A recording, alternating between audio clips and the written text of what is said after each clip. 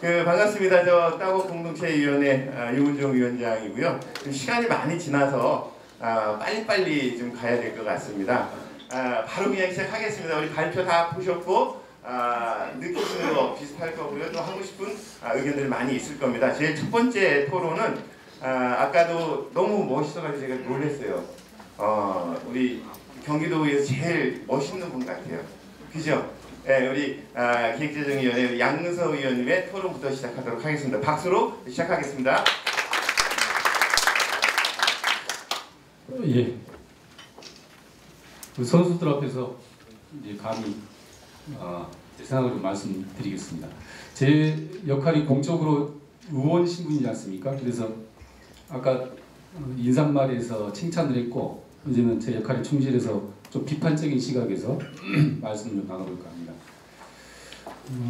우선 이 자리가 이제 평가하는 자리인데요. 평가의 주체가 사실은 직접 이 일을 수행하고 있는 센터장님, 그 다음에 실장님들이 자체적으로 분석한 내용을 종합해서 성과 발표를 한 모양새가 됐습니다. 그렇게 되면은 사실 객관적인 평가가 안 되죠. 3년 동안 사업을 했으면 외부에서 컨설팅을 받아서 잘된 것은 잘됐다, 못된 것은 못됐다, 이렇게 가라, 이렇게 조언을 받고 코치를 받는 것이 훨씬 더 유익하겠죠. 그런데 그런 노력을 하려고 하셨는데 저희가 예산을 안 줬어요. 그 성과 분석 연구 영역을 하겠다고 하길래 그거 필요 없다. 그 시간만 많이 잡아먹고 예산만 잡아먹고 모든 사업들을 항상 그렇게 하는데 그냥 자체적으로 충분히 성과 분석하고 평가 토론을 할 수 있을 것이다 라고 의회에서는 결정을 해서 예산 지원을 안 했는데, 형식은 그렇지만 아마 이제 오늘 발표된 내용들이 여기 계신 발제자들의 개인적인 생각이 아니라 여기 계신 우리 따곡 가족들, 그리고 그 외에 따곡 사업에 참여하고 여러 주체들의 생각과 평가들을 다 종합해서 발표한 걸로 알고 있습니다. 그렇죠? 그래서 의미가 있다고 보고요. 근데 어쨌든 평가 방식에 있어서는 이런 방식과 또 외부에서 좀 냉정하게 평가하는 방식이 좀 이렇게 병행이 됐으면 좋겠다는 말씀을 먼저 드리겠습니다. 그러니까 발제자들 세 사람만 다 내부 사람으로 충원하는 게 아니라 외부에서 한 사람 정도 이렇게 끼워서 발표를 하게끔 해도 좋았을 거라는 생각이 드는 거예요. 두 번째로 그럼 성과가 뭐냐? 이제 굉장히 많은 성과 발표를 해주셨는데 사실은 뚜렷하게 기억에 남는 게 없습니다. 솔직하게 말씀드리면 그럴 수밖에 없는 게 이 따곡 사업은 궁극적으로는 일종의 사회적 자본을 형성해 나가는 그 사업이기 때문에 눈에 잘 실체가 드러나지 않죠. 스펙타클하게 손에 잡히는 것이 아니죠. 일종의 무형의 어떤 사회적 자본 형성이 큰 것이기 때문에 실제로 이제 성과를 정량적으로 측정하기 힘든 구석이 있습니다. 그럼에도 불구하고 저는 평가를 할 때 그것을 내부 주체가 하든 외부 주체가 하든 좀 개량화돼서 측정할 수 있는 정책 목표를 매년 분명히 세워야 된다고 보고요. 그것을 가지고 그 지표에 따라서 평가하는 것이 저는 매뉴얼화되어야 된다고 봅니다. 그래야지 이 사업에 대해서 아마 객관적으로 평가가 가능할 겁니다. 실제 이 사업은 일종의 복지 사업이기도 하고요. 또 엄밀하게 말하면은 수많은 자생적인 그 지역의 단체들 활동하는데 지원하는 지원 사업이라고 볼 수가 있지 않습니까? 그러면은 지원을 받는 수혜자 입장에서 당연히 좋은 사업이에요. 그렇잖아요? 그 사업을 잘 하든 못 하든 간에 그걸 가지고 평가를 할 수는 없는 거잖아요. 지원을 하는데 그 수혜 당사자들이 좋다고 해서 잘한다라고 평가해서는 안 된다는 얘기죠. 그 지원하는 목표가 있단 말입니다. 예를 들면 아까 3,000개, 한 1,000개였나요? 3,000개의 마을 1,000개? 1,047개에 한 60억 원 정도 지금 지원을 했단 말이에요. 그럼 보통 이제 관료적으로 접근할 때 이것이 성과이다. 왜냐하면 돈을 이렇게 썼다, 이게 이제 성과예요. 근데 따곡 공동체에서 평가된 그렇게 평가하면 안 되죠. 도대체 이렇게 지원한 사업들이 어떻게 환류가 돼서 네트워킹이 되고 지역사회를 바꿔 나가는 일종의 네트워크 공동체의 기반이 되고 있는가, 이런 것들을 측정할 수 있는 지표가 있을 거예요. 연구를 해보면 그것을 정책 목표로 삼아야 되고, 그거 가지고 평가하는 방식이 됐으면 좋겠다는 거고요. 1분밖에 안 남았는데 근본적으로 이제 한 가지 좀 제안을 드리고 싶은 건, 그러면은 지금 1기, 2기로 나누는데 이제 그 무슨 기준인지는 모르겠습니다. 2기로 가자, 2.0으로 가자. 저는 이렇게 하고 있습니다. 여러 이제 그 발전 방안 중에서 저하고 생각이 같은 부분이 하나 있더라고요. 거기에 집중했으면 좋겠는데 아까 최호진 기반조정실장님이 그 마을 공동체 중심 사업을 이야기하면서 그 마을 자산화라고 하는 목표를 세웠더라고요. 이게 굉장히 중요합니다. 무슨 얘기냐면요, 이 사업이 영원히 지속될 수는 없을 거예요. 재정의 한계가 있는데 그렇잖아요. 그럼 일종의 이제 지속 가능한 체제를 스스로 만들어야 돼요. 자립할 수 있는 이 사업 모델을 만들어야 될 겁니다. 그러면은 공공의 재정에 의존하지 않고 공적 영역에서 지속 가능한 일종의 이제 수익 모델을 만든다고 보시면 돼요. 어떻게 만들어야 되는데 그게 바로 마을 자산화라고 하는 겁니다. 지금 여기 아파트 사시고 또 주택에 사시는 분들 계시지 않습니까? 아파트하고 주택가의 그 운영 시스템을 비교하면 금방 드러납니다. 아파트 같이 가야 되는 겁니다. 아파트는 1000세대가 됐건 2000세대가 됐건 거기서 나오는 재활용 자원을 마을 자산들을 어떻게 합니까? 다 입주자 대표회의 중심으로 해서 시스템화해서 분류하고 그것을 누구한테 팔죠. 예? 그래서 거기서 연간 계약을 해서 수익을 냅니다. 그걸로 해서 마을 자치 활동을 해요. 제가 사는 곳이 1800세대인데 연간 5천만 원이 넘는 재활용품 수익금을 가져옵니다. 그걸로 마을의 그 경로당 어르신들한테 뭐 지원해드리고 분뇨회 지원하고 또 쓰레기 봉투를 무료로 사가지고 각 세대별로 지원까지 하는 거예요. 그럼 이것을 왜 주택에서는 못할까요? 주택에서 만들어야 되는 거예요. 그러니까 우리가 이 따복 공동체의 큰 그림을 그릴 때 물론 이제 여러 사회적 경제 지원도 있고 여러 가지 사업들이 있는데 가장 근본적으로는 그런 사회를 만드는 주춧돌 사업을 한다라고 생각하셔야 되는 거예요. 그러면은 그것을 그림에 그리고 사업 설계를 하셔야 돼요. 그러니까 주택으로 나온다 그러면 주택에도 2만 명, 3만 명 또는 뭐 몇만 명 단위로 이제 동이 있을 거 아닙니까? 그럼 주택가 중심으로는 그 동에서 나오는 폐활용 자원들이 어떻게 활용이 됩니까? 대부분 이제 뭐 그 일종의 자생적인 생태계가 만들어지죠. 폐지 줍는 할머니 할아버지에 대해서 사설 고무상에 놓고 그다음에 가장 돈이 되는 마을 자원 중에 하나가 뭐냐면 헌옷이에요. 다 많이 버리시잖아요. 누가 가져갑니까? 사설 개인업자가 수갑 만들어서 다 가져가거든요. 근데 그것이 엄청난 돈인데도 불구하고 개인 기업의 이익은 배불리지만은 그게 지역사회로 환원이 안 되거든요. 근데 이런 영역들이 예로 든 것인데 굉장히 많다는 얘기예요. 공적 영역에서 이것을 마을 자원화, 자산화해 가지고 공적 재원으로 활용할 수 있는 것이 많다는 얘기예요. 그러니까 따복 공동체가 살아남고 지속 가능하려면 실제 뭔가 새 사회를 변화시키려면은 이제 이것을 공적 자원화해 가지고 그걸 운영할 수 있는 마을 기업이나 협동 조합이 만들어져야 되고 거기에 폐지 줍는 할머니 할아버지들이 다 조합원을 가입하고 거기서 남은 수익금을 가지고 회사만 운영하는 게 아니라 그 마을 내에 어떤 우리 아이들이 무슨 문화활동 한다 그러면 거기에 지원할 이런 시스템이 가야 되는 거죠. 그리고 공공에서는 경기도에서는 그런 시스템이 설계된 속에서 그 모 단위 안산시에 있다, 안산시에 이제 따복센터가 있다 그러면은 그런 사업들을 지원할 수 있게끔 관리해주고 컨설팅해주고 이런 그림을 그리고 가야지 된다고 생각해요. 그렇지 않으면은요 이 사업이 가다가 일몰되잖아요. 그러면은 그 수많이 여기 지원받았던 단체들 금방 소멸을 하고 말 겁니다. 그렇게 돼버리는 거예요. 그래서 저는 가장 근본적으로는 그런 그림을 아직 시간이 짧아서 이제 뭐 할 얘기가 많은데 어쨌든 그런 그림을 그리면서 정책을 설계해야 될 것이다. 그것이 바로 이제 따복 공동체가 나가야 될 시즌 2, 2.0의 가장 기본적인 방향이 아니겠느냐 이렇게 생각이 듭니다. 감사합니다. 예, 자립 또 독립 또 자산화 아마 그런 걸 중심으로 공동체의 평가 지표를 좀 만들어서 앞으로 사업에 반영이 좋겠다 이런 말씀이시고요. 나중에 좀 기회 되면 따로 우리 그 양 의원님 특강을 꼭 좀 듣기를 좀 부탁을 드립니다.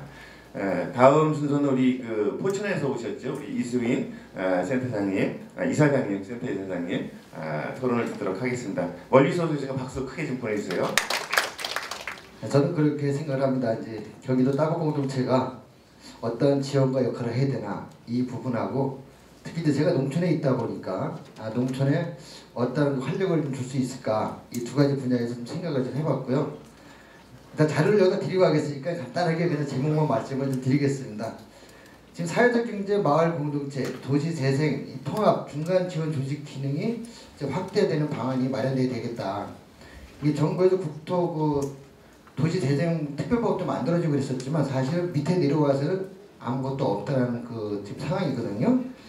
근데 저희 포천 같은 경우는 도시 재생 조례를 이제 개정하고 있고 또 이제 지금 대책을 마련하고 있는 시점인데 그러한 부분도 한번 정리가 돼서 도 차원의 도시재생 중간 지원 조직 통합 계획 추진이 좀 필요하겠다 이렇게 생각을 좀 해봤고요. 전문 인력 인건비 및 센터 사업비 지원했으면 좋겠다 이렇게 좀 생각해봤습니다. 재정이 열악한 시군의 전문 인력 확보가 원활하게 되도록 전문 인력 인력비를 좀 지원했으면 좋겠다. 지역 공동체는 지역마다 다 상황이 다르다고 봅니다. 하향 평준화가 아닌 상향 평준화를 위해서 중간 지원 조직이 없는 곳에는 인력을 좀 지원해 주시고 중간 지원 조직이 있는 곳은 인건비 등을 지원해서 전담 인력을 줄 수 있게 또 센터가 교육 등 직접 사업이 가능하도록 사업비를 지원하면 좋겠다라고 좀 생각을 해봤습니다.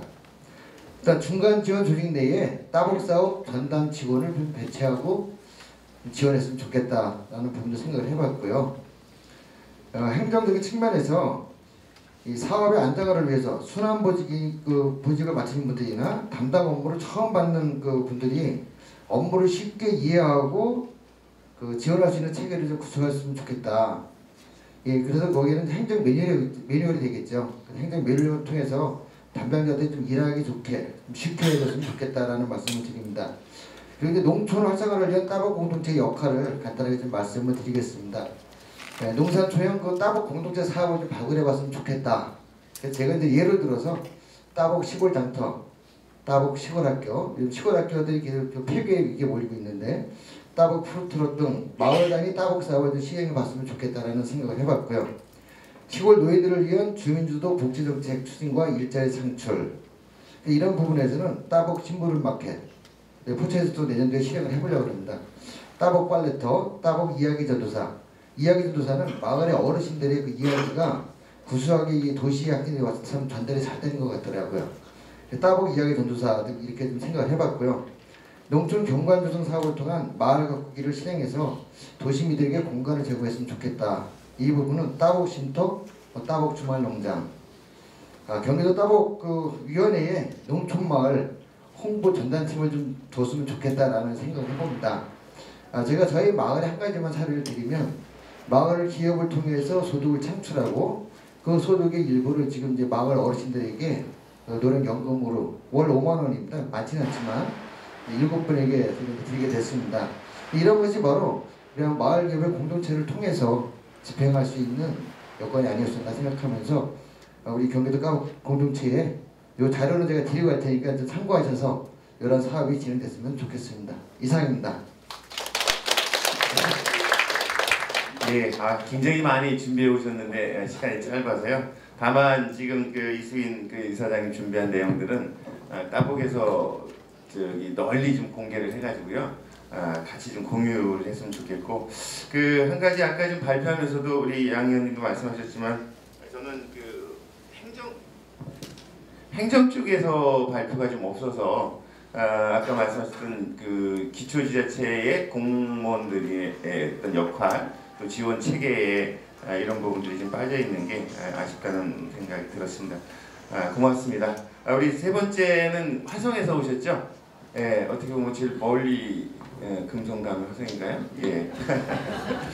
네, 웃자고 한 얘기고요. 네, 우리 이윤희 팀장님 토론을 마찬가지로 박수로 청해 듣도록 하겠습니다. 박수 부탁드립니다. 화성시 사회적 공동체 지원센터의 마을만들기 지원팀 팀장을 맡고 있는 이윤이라고 합니다. 제가 2014년도에 따복 공동체가 이 지원 사업을 한다고 했을 때 그때 저는 마을에서 활동가였습니다. 그래서 저희 화성시 자치행정과에 저희 활동가 대표 되시는 분들을 찾아가서 앞으로 경기도에서 이런 따복 공동체 지원 사업을 하게 되니 그때 되면은 예산이 한 몇십억이 주민 공모 사업으로 쏟아질 예정이다.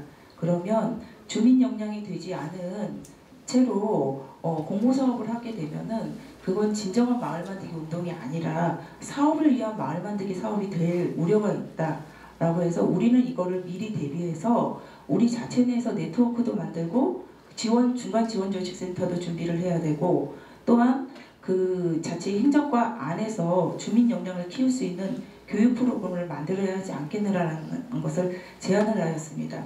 그리고 2015년도에 순회 대화마당을 다녔을 때 굉장히 따복 공동체가 갖고 있는 이상향이라든지 비전이라든지 가치라든지 이거에 대해서 마을 만들기 활동을 하는 활동가의 입장에서 굉장히 많은 이 기대가 있었습니다. 그래서 지금 현재 이 3년차 다가오는 이 성과와 과제에 대해서 토론을 하는 데 있어서 제가 따복 공동체에 대한 여러 가지 그동안 이 기본 계획을 세우고 그 다음에 사업 계획을 세우고 하는 데 있어서 아는 자문 아닌 자문도 했고 활동가로서 그리고 기초지자체 중간지원조직 센터에서의 많은 자문 그런 다양한 논의, 토론 이런 데에 많이 참여를 하였습니다. 근데 지금 현재 상황에서 보면은 많은 부분이 받아들여진 부분도 있고 아직까지도 넘지 못하는 벽이 있었습니다. 그것에 대해서 간략하게 정리를 해봤습니다. 우선은 따복지원센터가 지금 3년 동안 했던 것에서 가장 고무적인 것은 기초시군 마을 만들기 중간지원 조직이 따복센터의 사업으로 인해서 기존에는 마을 만들기 사업이 자치행정과의 한 공무원, 이 주민자치를 담당하는 공무원이 하는 한 개의 사업이나 아니면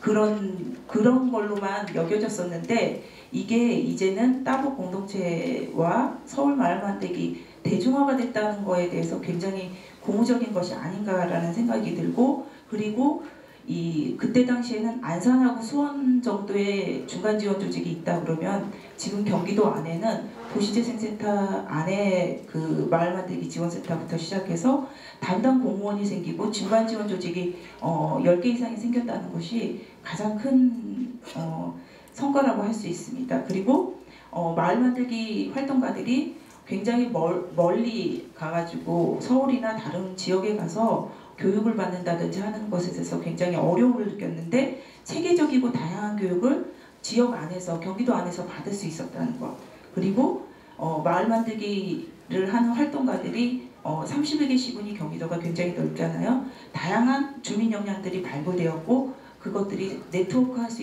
있었다는 계기가 되었다는 것 그리고 네트워크 조직이 마을 만들기 화성 네트워크 한 곳 처음으로 시작을 했고 그 다음에 고향 그 두 군데에서 굉장히 다양한 조직의 네트워크 조직들이 여러 곳에서 조직되었고 지금 현재도 조직되고 있다는 것 그리고 마을 만들기가 이 주민 조직이 편하게 할 수 있도록 예산이 확보되었다는 것이 가장 고무적인 일이라고 생각할 수 있습니다.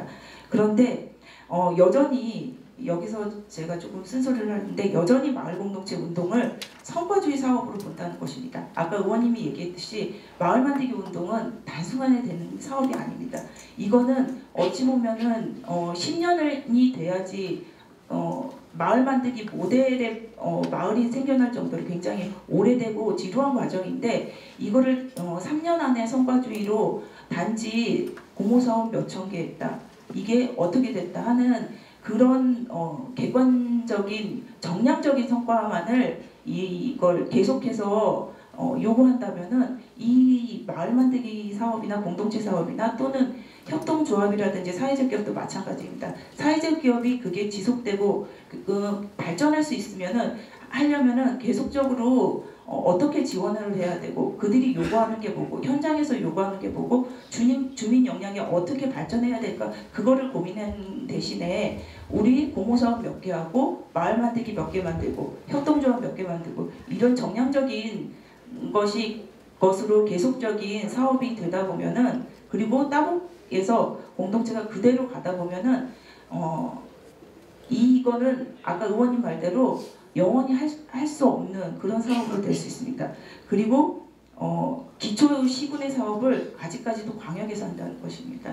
아까 앞으로 2기 사업을 을 발표를 하셨는데 여전히 기초에서 충분히 할 수 있는 사업을 기초 시군에서 할 수 있는 사업을 광역에서 그거는 어쩔 수 없이 선거위주의 공무원들이 평가를 받기 때문에 그걸 놓지 못하는 그런 우려가 되고 있습니다. 또 지원단과 중간지원조직 따곡센터의 역할 나눔에 대한 고민이 있어야 될 것 같습니다. 갑과을이 되지 않기 위한 서로의 신뢰탑 쌓기 그게 가장 큰 이 따곡 2기 사업으로 가는 발전이 되지 않을까 생각합니다. 마지막으로 제가 말씀드리고 싶은 것은 광역은 기초의 지원 시스템을 구축하는데 정말 많은 2기에서는 많은 애를 써주시기 바랍니다. 이상입니다. 예, 아까 그 PT로 보는 성과보다 말로 조곤조곤 설명이니까 잘 성과가 보이죠? 예, 잘 정리해줬고 또 앞으로 해야 할 일에 대해서도 정말 그 정확하게 말씀을 해주신 것 같습니다. 사실은 제 생각이 그렇습니다. 예, 고맙습니다. 다음은 우리 그 대구에서 오셨습니다. 대구 사회적경제지원센터 총괄팀장이신 박진영 팀장님부터 토론을 듣도록 하겠습니다. 시간은 저희가 저거 안 들도록 할게요. 5분 내로 잘 좀 정리해서 말씀해 주시고 부탁을 드리겠습니다. 박수 한번 보내주세요. 예, 그 대구에서 왔고요. 제가 그래서 앞에 시계를 딱 두고 5분을 제가 자가 체크를 해서 맞추도록 하겠습니다.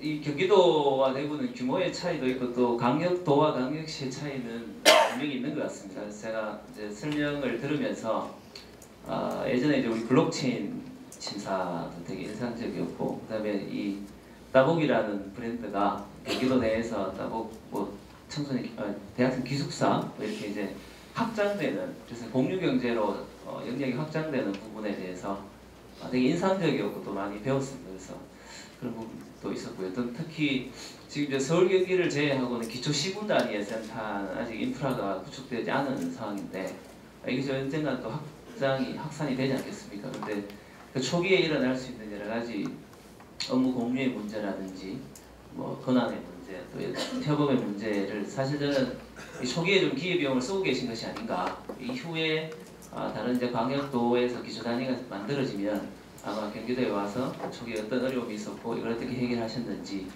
분명히 이제 그런 질문을 다시 할 때가 많이 올 것 같습니다. 그래서 그런 기회비용을 쓰고 계신 것이 아닌가라는 생각들이 좀 들었고요. 그리고 이제 타 지역의 입장에서 사실 경기도의 이런 따곡의 새로운 실험에 대해서 이것이 어떻다 저렇다 평가할 사항은 아닌 것 같고요. 다만 이제 대구에서 이제 부르셨으니 이제 대구의 상황을 좀 말씀드리면서 이제 저희들 어떤 고민을 하고 있는지를 좀 공유하는 것이 이 자리의 의미가 아닌가 싶습니다. 그 대구는 이제 사회적경제지원센터가 만들어진 건 이제 작년 지난해였고요. 이제 물론 그 전에 단위의 이제 통합지원센터나 이런 형태는 많이 있었는데요. 저희들이 처음 일을 할 때 고민이 크게 3가지 정도가 있었던 것 같습니다. 첫 번째는 아까 우리 의원님 말씀을 또 이제 좀 맥을 같이 하는데요.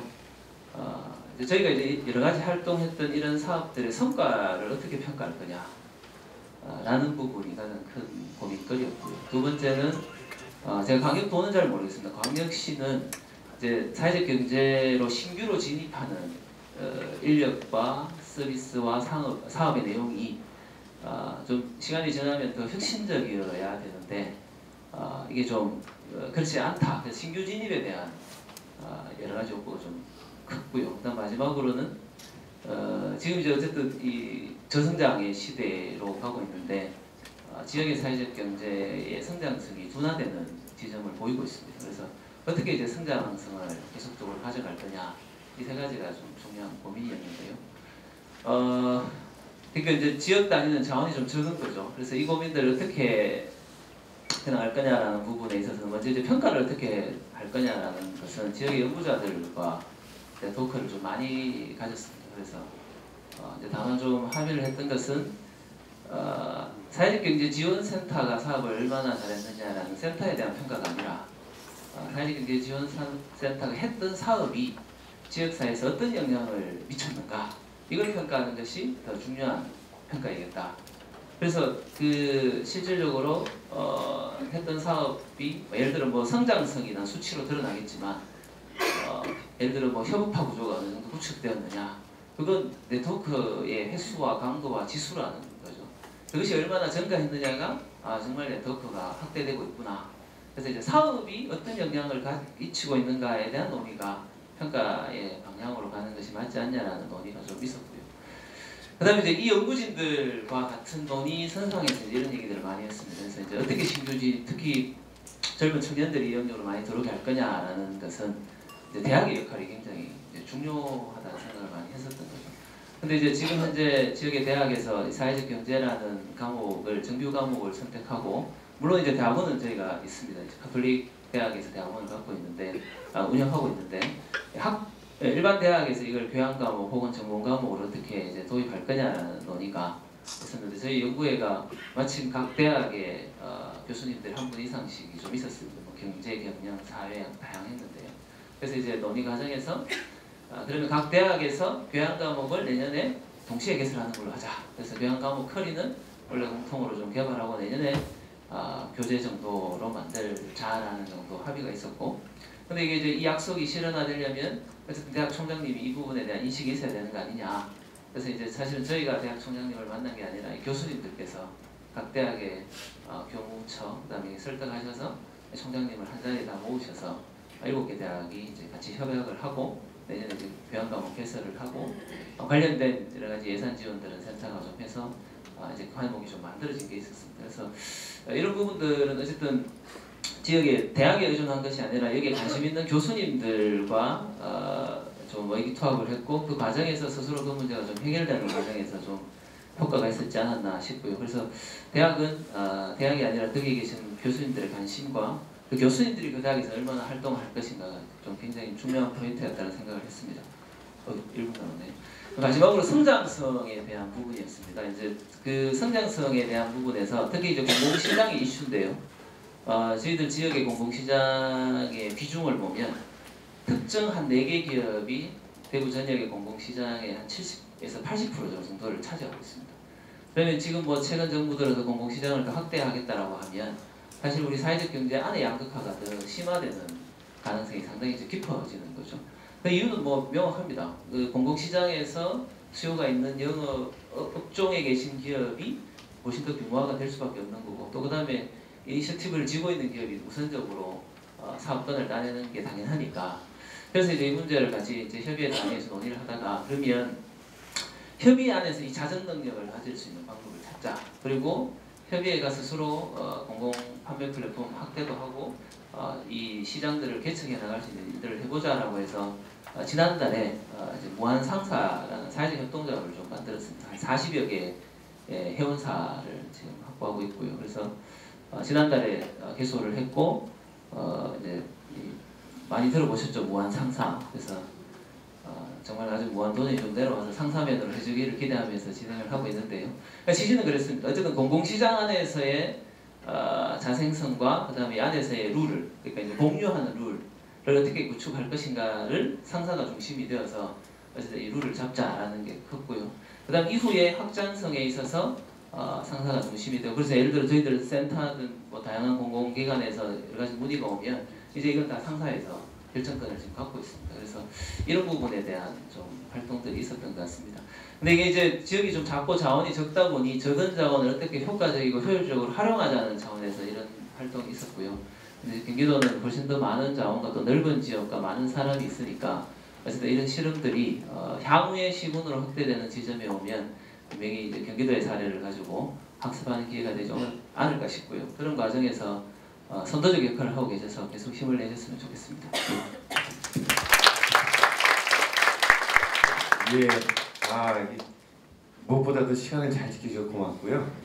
또 하나 지금 우리 따북에서 고민하고 있는 또 우리 토론자분도 말씀하시지만 이 공동체의 변화를 어떻게 우리가 바라보고 또 측정을 하고, 평가하기보다는 측정을 하고, 그 측정은 다음 단계의 정책과 지원을 만들기 위한 측정이 되겠죠, 그죠? 그런 연구 모임을 통해서 같이 토론도 하고 또 대학의 교양 과정까지 개선하는 역시 그 대구의 힘인 것 같습니다. 그 예전부터 국제보상 운동부터 시작해서, 그죠? 네, 고맙습니다. 멀리서 다시 한번 박수 좀 보내주십시오. 예. 너무 재밌게 가지고 좋은 것 같습니다. 다음은 우리 경기도가 품고 있는 도시죠. 예, 우리 마을 만들기를 사실은 대한민국에서 선도하고 또 여러 정책들을 국가 정책으로 반영하면서 정보를 확산하고 있는 그런 곳입니다. 서울 공동체 지원센터 우리 전민주 팀장님이신가요? 제가 까먹었다, 그죠? 뭐라고 써있나? 잠깐만요. 사무국장이시구나. 우리 전민주 사무국장님 토론을 박수로 청해 듣도록 하겠습니다. 안녕하세요. 저는 마을센터에서 일하고 있는 전민주고요.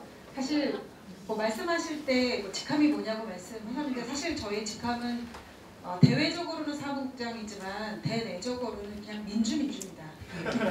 예, 그러니까 제가 총괄하고 있는 업무는 살림살이 경영 일부와 그다음에 사업 그리고 이 세 가지를 다 종합 컨트롤하는 역할을 하고 있는데요.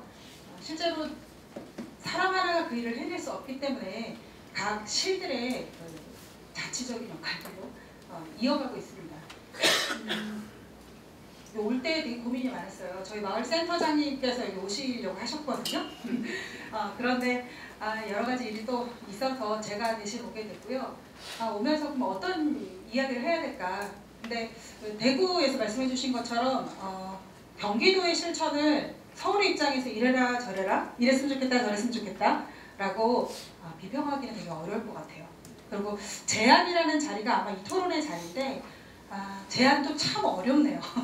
그건 저희와 처지가 너무 같기 때문입니다. 저희 마을센터는 올해 6년 차예요. 6년 차고요.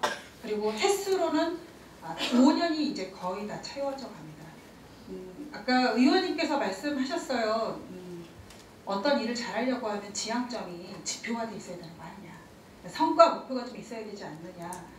이 고민을 저희 서울마을센터도 상당히 많이 해왔거든요.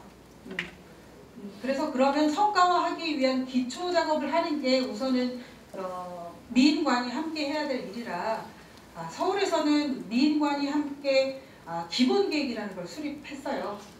여기도 아마 마찬가지일 것 같은데 5년 단위 지역에 있는 특히 서울의 공동체를 어떻게 성장하게 해야 할 것인가 라는 기본 계획을 만드는 것이 민간의 첫 협력 사업이었던 것으로 기억합니다.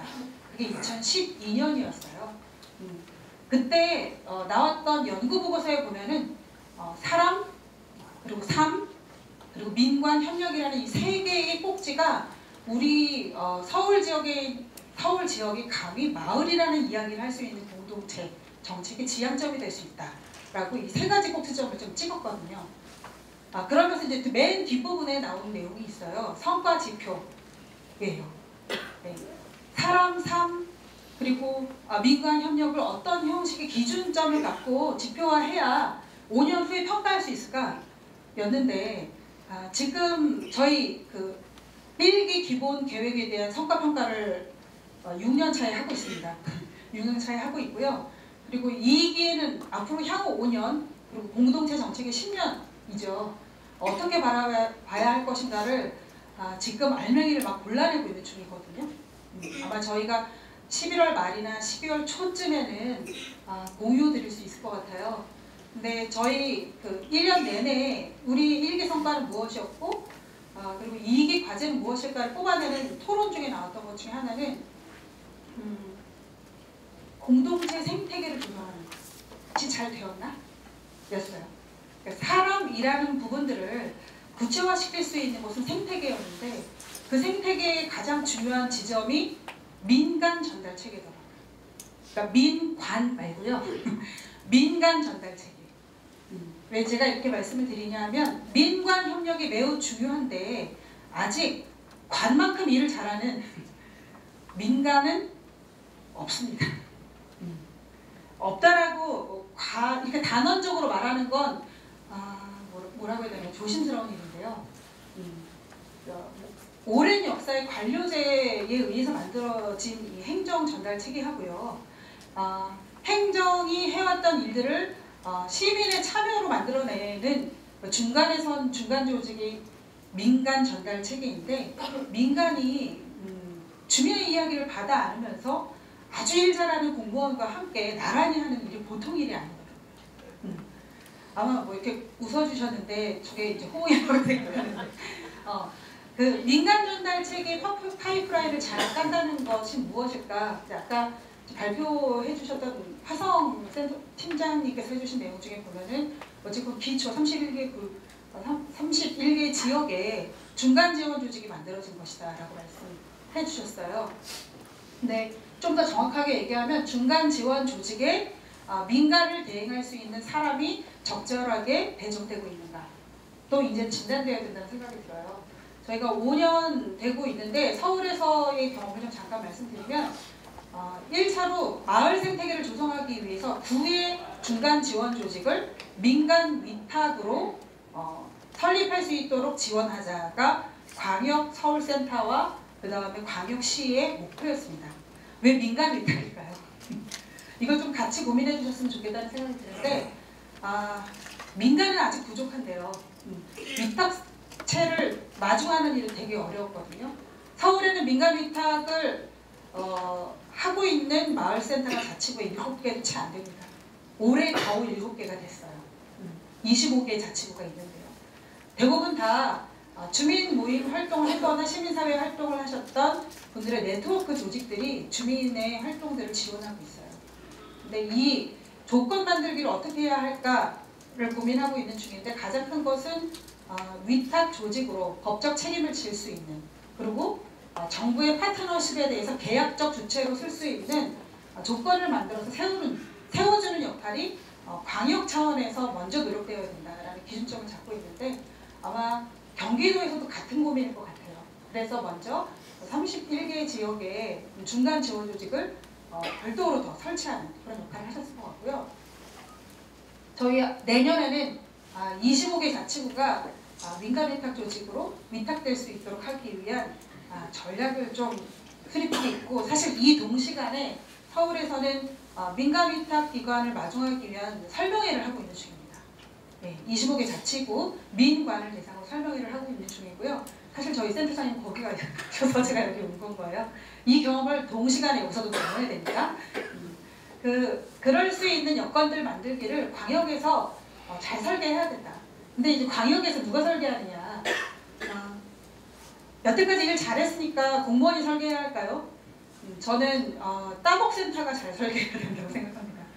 따복센터가 지역의 네트워크 그리고 그간 해왔던 연구 역량의 힘으로 그 다음을 설계해야 된다고 생각하는데 그러려고 하면 그럴 수 있는 사람, 그러니까 연구자와 그리고 연구비가 좀 투자되어야 될 것 같다는 생각이 들어요. 저희 사실 4년 동안은 씨앗 뿌리기가 더 중요했어요. 주민 조직들, 마을 공동체를 체험해볼 수 있도록 하기 위한 전략 하나, 그리고 중간 지원 조직, 구의 기초의 지원 조직을 만들고 그 조직에 5명의 활동가가 정기적으로 일할 수 있는, 안정적으로 일할 수 있는 구조를 만드는 것. 요것이 이제 같이 시행이 됐고요. 또 다른 하나는 광역에서 하던 일, 그러니까 실험적으로 했던 일들을 기초로 이관하는 일. 이 3가지가 저희 다음 과제가 될 것 같아요. 근데 다음 과제의 내용들은 대부분 다 연구개발에 결합합니다. 사실 올해 저희가 성과 연구 발표를 했어요. 왜냐하면 저희 6년 차거든요. 그전에는 성과화하기 위해서 어떤 지표를 만들려고 많이 노력했었는데 그 지표를 만드는 것이 주민한테 위해하다라는 각종 전문가뿐만 아니라 주민들의 요청이 있었습니다. 그래서 개량적 성과 목표화하는 것들은 상당히 지양을 했고요. 그리고 작년에 걸쳐서 올해에 이뤘던 거는 주민이 이 체험을 통해서 성장하고 있는가에 대한 만족도? 만족도가 무슨 성과야라는 표현을 하시는 분들도 있는데 사실 저희는 우선 만족도. 근데 이 만족도를 좀 입체적으로 분석한 건 거죠. 저희가 투자하고 성장하게 하려고 했던 민주시민을 마중할 수 있는 지표를 만들어서 어떻게 성장하고 있는지를 진단하는 것을 이제 내놓았거든요. 이 부분에 대해서 저희 서울시에서도 시의원님께서 냉정한 판단을 해줬어요. 그간 노력 많이 했다. 그리고 주민이 성장하고 있는지에 대한 주민진단을 소중히 여긴 것에 대해서 칭찬해 주셨습니다. 근데 부족한 것은 그것들이 어느 정도의 기준을 갖고 성장해야 되는가. 개량화시킬 필요가 있다. 그래서 저희가 개량화시키기 위한 계획을 아마 이번에 내게 될 것 같고요. 저희는 그냥 사실 1기 마을공동체 지원 정책에서는 서울시 인구의 1%가 마을공동체를 경험했다 라는 성과 하나와, 그리고 신뢰소문을 쌓을 수 있는 경험들을 주민들은 상당히 많이 하고 있다. OECD 행복지표, 사실 만족도 평가가 거의 비슷하거든요. 행복지표 기준으로 참여자들의 경험들이 어떻게 성장하고 있는지에 대한 부분들, 이 두 가지를 줄기차게 이어가겠다라는 그런 목표를 잡고 있는 중이고요. 아마 여기서 그냥 살짝 말씀드리면 저희 아마 3%의 주민이 5년 후에는 공동체 정책을 체험할 수 있도록 해야 한다라는 목표를 수립하게 될 것 같아요. 네, 그러기 위해서 저희 방역센터는 되게 중요한, 저희가 실험을 했었던 주민 직접 지원을 상당히 많이 줄이고 간접 지원 중에서 연구 개발을 하는 것, 그리고 여기는 사회적 경제하고 마을하고의 융합이 많으시잖아요.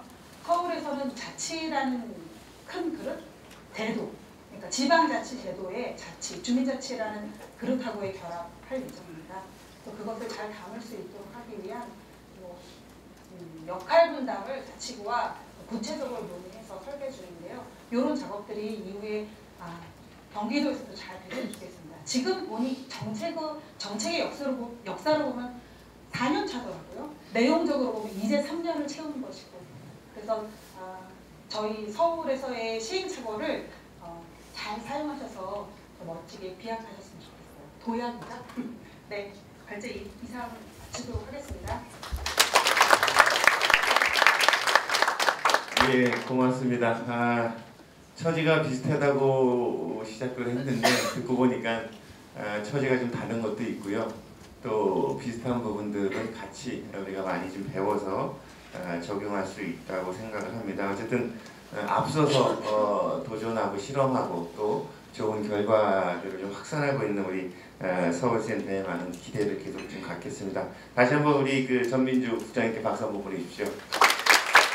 예, 대구도 그렇고 서울도 그렇고 공통적으로 나오는 게 연구 활동이고요. 여러 가지 결과들, 지혜를 좀 모아서 새로운 미래를 좀 그려보는 이런 것 같습니다. 마침 다음 토론이 우리 연구원에서 오셨습니다. 아까 발표에도 나왔듯이 초기부터 따복 공동체 관련된 고민들을 나누고 또 필요한 보고서도 많이 작성해 주실 것 같은데요. 남다르게 3년을 보시는 것 같습니다. 우리 최진구 박사님의 토론을 박수로 듣도록 하겠습니다. 네, 안녕하세요. 저는 경기연구원에서 나온 최준규라고 합니다. 앞에서 지금까지 각자 분야에서의 경험이나 이런 얘기들을 많이 해주셔서 저는 연구자 얘기를 하셨는데 연구자라기보단 옵저버로서 제가 경기도 정책을 바라봤던 입장에서 앞으로의 미래에 대한 이야기를 좀 드리고 싶습니다. 지금 따복공동체 2기 얘기도 하시고 뭐 비전선포 얘기도 하시고 하시는 상황에서 2기 얘기를 드리고 싶은데요. 연구자이다 보니까 제가 지난 3년 동안 가장 많이 들은 질문은 사회적 경제와 마을공동체가 결합되는 게 맞아? 라는 질문이었습니다. 근데 뭐 옆에서 전민주 사무장님께서 이제 자치와 공동체가 결합된다라고 말씀하셨고 지향이란 말씀을 해주셨는데, 저는 공동체와 사회적 경제가 결합되는 것이 어떤 과학적이거나 합리적인 성과물이라고 생각하지는 않습니다. 물론 그 안에 굉장히 유사한 메커니즘이 있고 결합 가능성이 있기 때문에 지향으로서 선택된 것이지만 저는 그것은 지향이라고 생각하거든요. 굉장히 많은 지향을 갈 수 있겠죠. 그러니까 더 나은 사회를 만들기 위해서 걸어가는 방향들은 여러 방향으로 나타날 수 있는데 경기도에서 논의를 거쳐서 3년 동안 만들어왔던 지향이라고 생각을 합니다. 그런데 그 지향이라는 것이 단기간에 이루어질 수는 없는 부분이라고 생각합니다. 그렇기 때문에 지금 경기도가 굉장히 많은 전환기에 들어가 있습니다. 민선 7기를 기다리고 있기도 하고요. 또 중앙정부 차원에서 새 정부를 맞이하기도 했고 따복공동체 차원에서는 제2기를 준비하고 있기도 하고요. 그 속에서 지금의 평가가 지금까지 지향의 옳고 그름을 판단하는 평가가 아니었으면 좋겠다라는 생각을 합니다. 저는 이 지향이 성숙하기 위한 어느 정도의 기간, 일하는 것이 필요하다고 생각을 하고요. 그런 것들이 그러니까 민관의 협력 사업에 있어서 민관의 협치 그리고 신뢰와 같은 정책들이 수행됨에 있어서 더 이상 관이 민을 흔드는 방식으로 정책이 진행되지 않았으면 좋겠다라는 좀 생각을 하고요. 그래서 앞으로 어떤 형태로 그 정책이 진행될지 모르겠습니다만 지금까지 숙성되어 온 자원들이 좀 더 발현되고 클 수 있는 방향으로 나타났으면 좋겠다라는 생각을 했습니다. 저는 원래 사회적 경제와 관련된 연구들을 맨 처음에 시작을 했었는데요. 처음으로 이제 공동체를 접하면서 갔던 지역이 홍동 지역이었습니다. 근데 홍동에서 이제 박상우 사무국장을 만나서 오랜 시간 인터뷰를 하고 하면서 제가 물어봤던 부분이 있습니다. 홍동은 우리나라에서 제일 대표적인 공동체 지역인데 이 지역에서 이렇게 공동체 메커니즘으로 사시는 분이 얼마나 될까요? 열에 한 명도 안 되죠 라고 말씀을 하시더라고요. 그런데 그거 만드는데 50년 걸렸다라고 말씀하셨거든요. 그러니까 이제 마무리를 해야 될 시간이라 경기도형, 저희는 연구원에 있으니까 연구원에 있으면 그런 요구들이 되게 많아요. 경기도형 모델을 만들어달라라는 얘기를 하는데요. 경기도형 모델은 굉장히 뭔가 이렇게 차별적인 연구나 합리적인 논거에서 나타나는 건 아니라고 생각하고 경기도가 가지는 어떤 뚝심 같은 것들에 의해서 만들어질 거라고 생각을 해서 앞으로 아까 기본계획 설명하시면서 권혁 센터장님께서 2040년 이런 얘기들을 하셨는데 그게 따곡 공동체가 되든 아니면 다른 틀거리가 되든 진짜 경기도형 민간이 만들어가는 경기도형의 어떤 모습을 좀 심는 3년이었고 그 공과는 어떤 평가로서만 결정되는 것이 아니기를 좀 바란다는 말씀으로 마무리하겠습니다. 네. 예, 고맙습니다. 사실은 제 박사님 말씀하시기가 상당히 어려울 것 같습니다. 어떤 제안을 하게 되면 왜 그동안 그 연구 안 하고 지금 얘기하느냐, 아니면 또 여러 가지 평가나 이런 의견들이 많이 갖고 계시지만 또 편하게 얘기할 수 어려운 고민들인데요. 어쨌든 여기 모이신 분들이 지난 3년에 정말 우리가 소중하게 생각하는 보물들이잖아요. 아마 여러분들이 더 이제 앞으로 경기도형의 공동체 모델을 만들어 나가는 이런 말씀을 주셨습니다. 최 박사님 감사드리고요. 이제 마지막 토론은 아니죠. 마지막에 두 번째가 같은데 이 자리에 앉아서 하는 마지막 토론이 될 것 같은데요. 이름이 좀 길어서 제가 읽겠습니다. 한국지역자활센터협회 협동사회경제위원회 우리 위원장이신데 박창규 위원장님 박수로 토론 듣도록 하겠습니다. 부탁드립니다. 저는 오늘 그 발표하신 내용 중에 여러 가지 많은 부분을 얘기하셨는데 전반적으로 평가하는 과정에서도 그렇고 앞으로 과제와 관련된 얘기를 앞에 평가하신 네 분이 얘기하시는 그 다음에 앞에 사회를 보셨던 분도 얘기하는 가장 핵심적인 요소로 뭘 얘기하셨냐 그러면 사람, 협력, 네트워크 이게 가장 중요한 요인이기도 하고 중요한 과제이기도 하다라고 이렇게 얘기를 해주셨어요. 그래서 이 문제를 어떻게 접근하고 어떻게 풀어갈 것인가라고 하는 부분과 관련돼서 저는 집중적으로 얘기를 하겠습니다. 사회적 경제 조직은 다른 조직들하고 다르게 가치를 중심으로 한 조직이고 이윤 추구를 위한 조직이 아니잖아요. 그다음에 가치를 추구한 조직으로 이렇게 만들어지고 성장하고 활동하게 되어진 것은 우리가 살고 있는 사회가 이윤을 중심으로 시장을 중심으로 움직이다 보니까 다양한 사회적 문제가 발생하고 또 그 문제가 더 심각해지면 많은 사회적 비용이 들어가야지 문제를 해결할 수 있는 상황들이 발생하게 되어지고 이제 그 문제를 그 극한 상황까지 안 가게 하기 위해서 국가에서 하는 부분 중에 하나가 사회보장이 있고 또 사회보장과는 좀 다른 측면에서 우리가 또 그 문제를 가치 중심으로 풀어나가고자 하는 영역이 사회적 경제와 관련된 영역이라고 생각이 들고요. 당연히 사회적 비용이 들어갈 것이 예측되어지고 방치하면 더 많은 비용이 들어가기 때문에 공공자원이 투입되어지지 않는 방법을 해결되는 방법은 없습니다. 그래서 사회적 경제 영역이 가장 중요한 영역 중에 하나가 공공시장, 공공조달과 관련된 문제가 중요한 요인이기도 한 배경이라고 생각이 되어지는데요. 근데 안타깝게도 가치를 중심으로 한 조직들은 이런 데 나오면은 다 밥줄 놓고 나오시잖아요. 네트워크를 하라고 하는데 밥줄을 놓고 나오셔야 돼요. 여기 나오셔가지고 이 사회적 경제 조직 네트워크나 아니면 연대 활동들이 이게 당장 밥이 되어지고 어떤 이득으로 오거나 아니면 이런 활동들을 통해서 뭐 보다 많은 이득을 챙기기가 로비 활동으로 연결되어지거나 이런 목적을 가지고 여기에 모이시지 않잖아요. 근데 그렇기 때문에 사실 이런 자리에 나와서 생업에 종사하시는 분들은 특별한 기대되어지는 바가 없으면 여기 나오기보다는 아니면 나오고 싶긴 하지만 생업을 떠날 수 없기 때문에 나오지 못하는 네트워크 활동에 적극적으로 참여하지 못하는 경우들이 많이 발생을 합니다. 그래서 네트워크가 왜 중요한가에 대해서는 앞에서 많이 설명을 하셨기 때문에 그 무엇보다 중요한 네트워크 활동이 또 그 가치 중심으로 이끌어가는 조직에서의 네트워크 활동이 무엇보다 중요한데 사실은 그 비용을 자기 비용을 투자를 하면서까지 나와서 활동을 하고 뭔가를 하기에는 쉽지 않아요.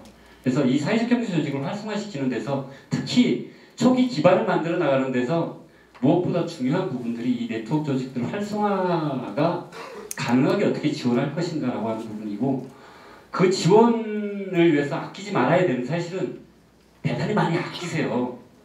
티도 안 나오고 성과도 잘 안 나오기 때문에 행정도 그렇고 올해도 제가 알기로는 지원센터에서 예산을 조금 더 전에보다 증액해서 잡아놨는데 행정 예산 깎이고 의회에서는 어떻게 될지 모르겠어요. 근데 그만큼 이 사회적 경제 조직 내지는 이 마을 활동과 관련돼서 중요한 부분이 네트워크 그 힘을 바탕으로 해서 뭔가를 만들어 나가는 사업이다라고 하면은 그 사업을 활성화시키기 위한 네트워크 활성화와 관련된 지원에 우선적으로 많은 예산도 배정이 돼야 되고 아끼지 말아야 된다.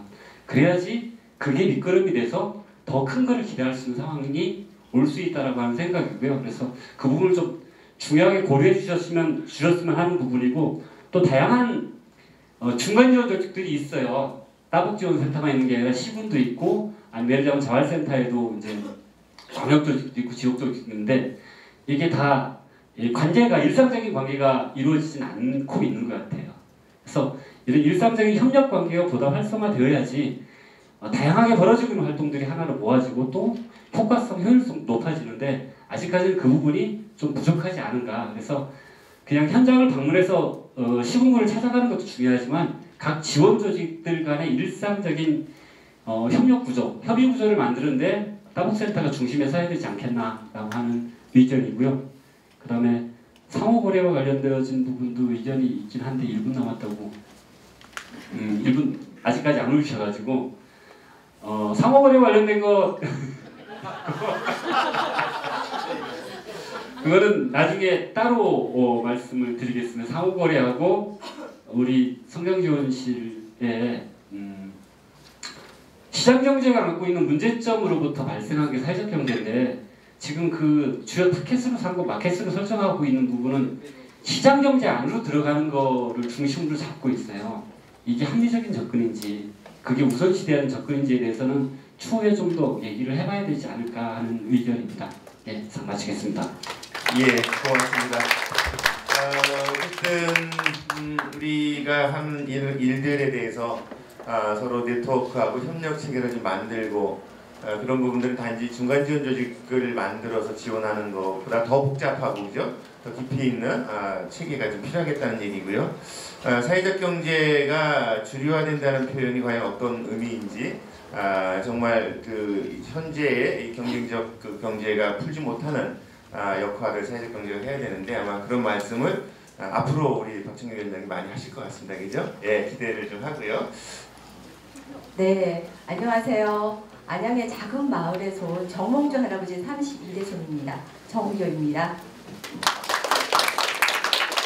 저는 어릴 때 너 어디에 사니, 어느 마을에 사니 이렇게 묻는 거를 많이 들었습니다. 그 물음 안에는 많은 것들이 포함되어 있었습니다. 근데 지금은 어디 사냐고 묻지 않고요. 어디서 왔냐고 묻습니다. 이렇게 물음이 바뀌면서 마을의 형태가 바뀌어지기 시작했습니다. 경제적인 잣대, 행정적인 동, 아니면 건물의 형태를 이야기하기 시작했습니다. 그러면서 제가 마을에서 느낀 거는 사람이 빠진 마을 이야기를 하고 있구나 이런 생각을 하게 됐습니다. 그래서 제가 오늘 이 자리에 쓴 게 아마 사람 이야기를 좀 해달라고 부르신 것 같습니다. 마을의 이야기입니다. 저는 총 5가지의 이야기를 하려고 합니다. 저는 마을을 좀 정의하고 싶었습니다. 도대체 마을이 뭘까? 제가 정의한 마을은 이렇습니다. 걸어다니며 사람을 만날 수 있는 곳이었습니다. 사실 이 걸어다닌다는 건 동인 행정구역상 정보다 굉장히 작은 단위입니다. 전 따복 공동체에서 이렇게 작은 단위를 좀 지원했으면 좋겠습니다. 두 번째입니다. 저는 사람이 플랫폼이라고 생각합니다. 우리가 사람들이 모여있는 곳이 마을입니다. 근데 이 안에는 고민도 있고 해답도 있고 여러 가지가 있습니다. 근데 사람이 바로 출구이면서 입구이면서 모이는 정거장 역할을 해야 된다고 생각합니다. 근데 이 정거장 역할을 누가 할 건가 봤더니 바로 마을 전문가였습니다. 이 마을 전문가는 마을에서 살면서 마을을 잘 알면서 마을에서 경제적인 활동을 하는 사람을 이야기합니다. 흔히 마을 활동가라는 얘기를 하죠. 저는 어느 날 샤르가 쓴 책을 봤는데 이렇게 얘기했습니다. 일에는 3가지가 있다. 생계를 위한 일, 성공을 위한 일, 그리고 사명감으로 일이라고 했습니다. 저는 마을 활동가는 사명감으로서 일을 하는 사람이라고 생각을 합니다. 근데 마을 전문가는요, 사명감으로서 생계를 위한 일을 하는 사람을 이야기합니다. 이런 마을 전문가를 좀 키워주셨으면 좋겠습니다. 좀 촘촘하게. 여기서 말하는 플랫폼이라는 게 뭐냐면 뭐 지하철역 같은 플랫폼 아닙니다. 적어도 버스 정류장 같은 플랫폼이 실제로 필요합니다. 주민자 공사업을 굉장히 많이 진행하고 있습니다. 공모사업의 주인이 과연 누굴까? 저는 보니까 주민이더라고요. 이 주민도 너무 놀란 게 10인 이상의 주민입니다. 굉장히 좋아졌군 하고 저희가 지원을 했습니다. 지원하고 깜짝 놀랐습니다. 실제로 이 주민주체 안에는요, 이 2그룹이 들어가야 됩니다. 실무그룹, 행정 전문이 들어가야 됩니다. 왜 이렇게 됐을까요? 행정 서류가 너무 많습니다. 10명 이상이 우습게 모여서 할 수 있는 게 아니었습니다. 서류가 너무 많기 때문에. 그리고 또 하나는 행정적인 문제가 뭐냐면 지역을 전혀 고려하지 않았습니다. 지역의 특성이죠. 지역에는 사람이 살고 있습니다. 근데 사람은 변수입니다. 상수가 아닙니다. 근데 행정의 프로세스 안에 보면 사람은 늘 상수였습니다. 이게 가장 저는 문제였다고 생각을 했습니다. 3번째입니다. 민간 협치라고 제가 말씀을 드렸는데요. 저는 마을 일을 하면서 가장 듣고 싶은 얘기가 바로 이 이야기였습니다. 무엇을 도와드리면 될까였습니다. 이게 도대체 행정이 감시자였을까요? 조력자였을까요? 저는 이 고민을 합니다. 단지 뭘 도와줄까? 이것만 물어보면 저희 마을 주민들이 무언가를 해낼 수 있다고 생각을 했습니다. 이런 게 저는 필요하다고 봅니다. 네, 마지막입니다. 따복은 지금 현재 사람이 일을 하고 있습니다. 전 앞으로도 따복은 사람이 일을 할 거라고 생각합니다. 이런 조직은 꼭 필요하다고 보고 있습니다. 근데 사람만큼 어려운 것이 없습니다.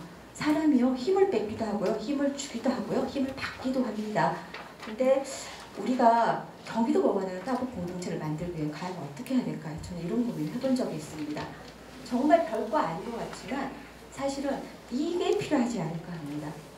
바로 이 마음입니다. 이런 시선, 따뜻한 시선입니다. 당신이 정말 잘 되었으면 좋겠습니다. 응원하는 마음으로 서로를 바라본다면 저는 마을이고 경기도 모두 다 행복해질 거라고 생각합니다. 빨리 끝냈습니다. 이상입니다. 처음에 이 포럼 준비하면서 저보고 토론자로 와달라고 그래가지고요. 그리고 정리할 때 한 5분 정도 제안 의견을 줘야 된다고 요청을 받았거든요. 그 요청에 충실하기 위해서 몇 가지 말씀을 좀 드려야 될 것 같은데요. 토론 전체적인 내용도 좀 그렇고요. 같이 좀 포함해서 말씀을 좀 드려보면 하나는 저는 이제 마을과 사경의 융합들이 유태 시장이 굉장히 좀 말씀을 많이 해주셨는데 잘 모르겠어요 제가. 그게 어떤 건지. 근데 오히려 아까 이수인 대표님도 그렇고요. 또 마지막에 정규 대표님 말씀하셨듯이 작은 단위, 마을 단위에서 것들을 고민해보고 풀어보면 답이 나오지 않을까 이런 생각을 좀 해봤어요.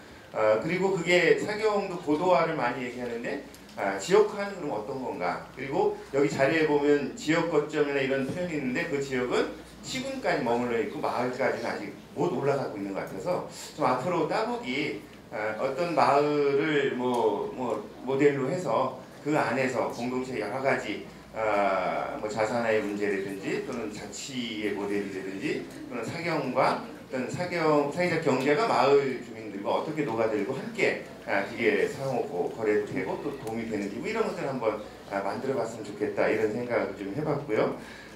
두 번째는 어쨌든 오늘 좀 행정에서 같이 발표를 좀 해야지 이게 민관 협력이 이게 좀 균형이 맞는 거 아닌가.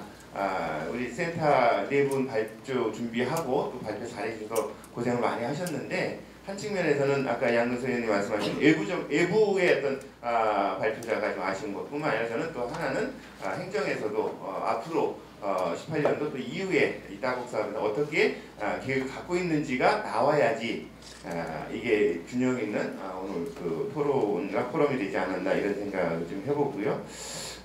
또 하나는 이제 우리 따곡에서 여러분들이 많이 말씀하셨는데 연구 사업과 연구 작업과 관련된 앞으로 많이 관심을 좀 갖고 서울과 다른 경기도의 힘은 저는 시군이 자발적인 성장 역량들이 굉장히 많이 갖추고 있는 게 저는 물론 서울도 많이 있지만 경기도는 다양한 조건 속에서 산도 있고 바다도 있고 강도 있고 그죠? 굉장히 다양한 농촌 마을도 많이 있고요. 다양한 이런 부분들이 있어서 그런 것들을 어떻게 같이 모아서 지혜를 하면 좋겠다 이런 생각이 들고요.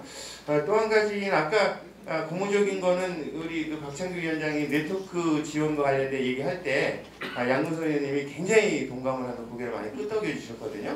앞으로 예산 내년도 편성하는 과정에서 우리 마을도 그렇고 사경도 그렇고 시군 네트워크 활동과 관련된 각별한 좀 우리 관심과 또 좀 적절한 지원들이 있으면 좋겠다 이런 생각을 좀 해봤습니다. 어쨌든 간에 오늘 3년 따곡 사업을 좀 되돌아보면서 또 앞으로 한 30년의 어떤 따곡이나 또 경기도 주민들의 마을 공동체를 그려보는 이런 시간이었던 것 같고요. 오늘 나온 얘기들은 가능하면 좀 잘 정리해서 여러분들이 같이 보고 또 더 보탤 수 있는 이런 체계로 발전 방안들을 좀 가졌으면 좋겠습니다.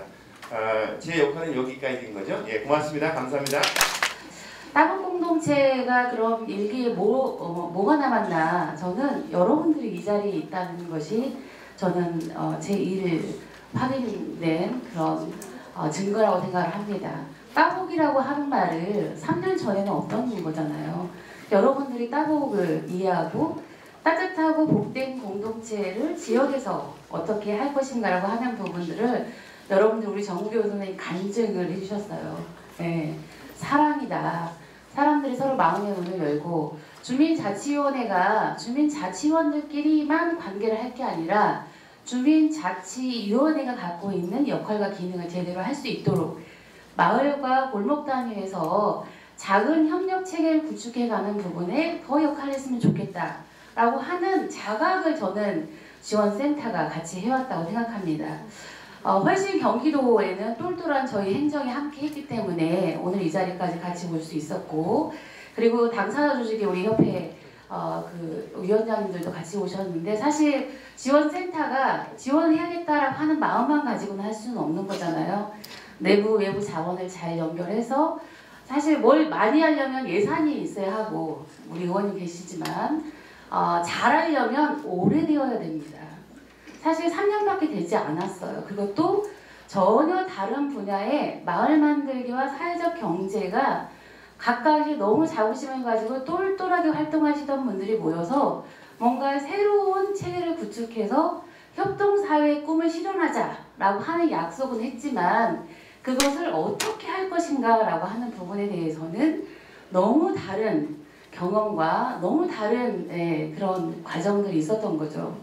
지난 3년 과정은 우리가 마을 만들기와 사회적 경제가 지향하는 끝은 영혼이 있는 따곡 공동체, 협동사회라고 하는 곳에 같이 가고 있구나. 그런데 각각의 다른 언어로 우리가 이것을 사용하고 있었구나 라고 하는 것을 확인하는 정도의 시간이었다고 생각합니다.